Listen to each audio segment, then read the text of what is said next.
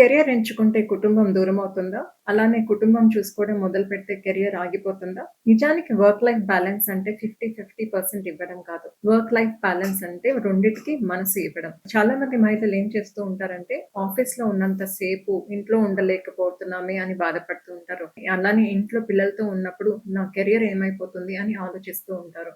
ఇవి అన్నీ phases of life. ఒక్కొక్క ఫేజ్‌లో ఒక్కొక్క దానికి ఇంపార్టెన్స్ ఇవ్వాల్సి ఉంటుంది.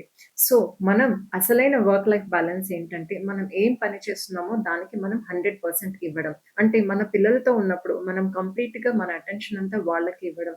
ఫోన్‌లు పక్కన పెట్టి, ఆఫీస్ వర్క్ పక్కన పెట్టి, మన పని మనం పిల్లలతో గడపడం. అలానే వర్క్ ప్లేస్‌లో ఫోన్‌లు మాట్లాడడము ఇంటి గురించి ఆలోచిస్తూ గిల్ట్ పడడం ఇవంతా కాదు. వర్క్ పైనే శ్రద్ధ పెట్టాలి. ఇది నిజమైన వర్క్ లైఫ్ బ్యాలన్స్ అంటే.